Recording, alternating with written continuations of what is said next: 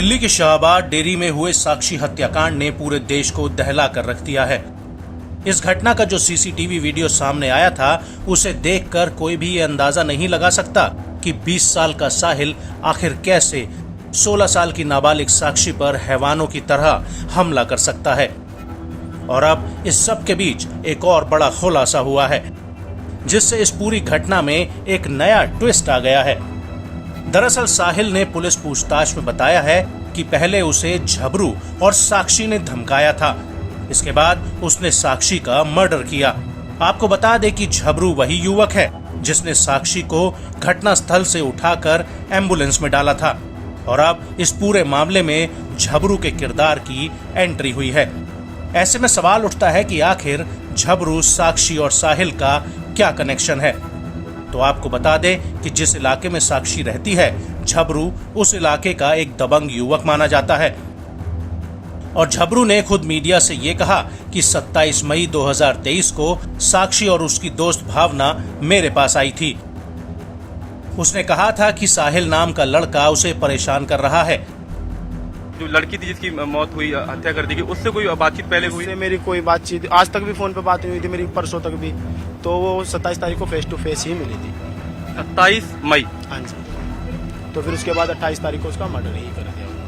अब कैसे किया कैसे नहीं किया, अब ये तो देखो क्या जाना। अच्छा, जब लड़की आपके पास आई तो बहुत घबराई हुई थी, क्या उसका हाव भाव कैसे थे? क्योंकि आपकी उससे मुलाकात हुई है। बैठी हुई थी मेरे पास, आके बैठी थी, तो उसने मेरे को पूरा एकदम आराम से बैठ के रिलैक्स होकर बताया था कि भैया ऐसी ऐसी बात है और एक लड़का मेरे को टॉर्चर कर रहा है। मगर भाई कोई बात नहीं, चलो कोई बात नहीं, चलते हैं। तो लड़का यहाँ पे खड़ा था, तो हम आए थे, हम 3 ही आए थे। अगर जो हम मारने धमकाने उसको आते तो मैं भी उसकी तरह गैंग लेके आता, ठीक है।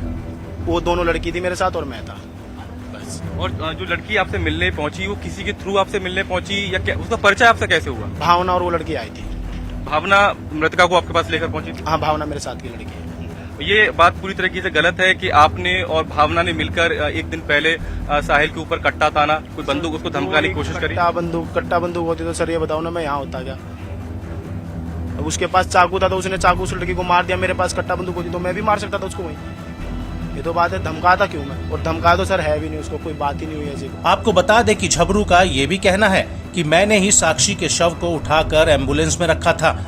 झबरू का कहना है कि शायद साहिल को शक था कि साक्षी मेरी दोस्त है।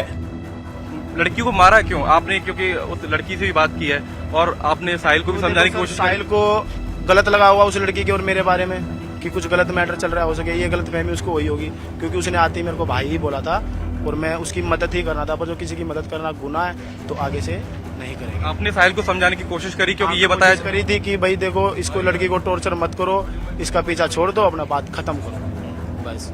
उसके साथ 15-17 लड़के और भी थे, उन्होंने भी कुछ नहीं कहा, साहिल ने भी वहाँ पे कुछ नहीं कहा, तो हम आ गए थे। वहीं साहिल का आरोप है कि साक्षी और उसके दोस्त ने उसे धमकाया था।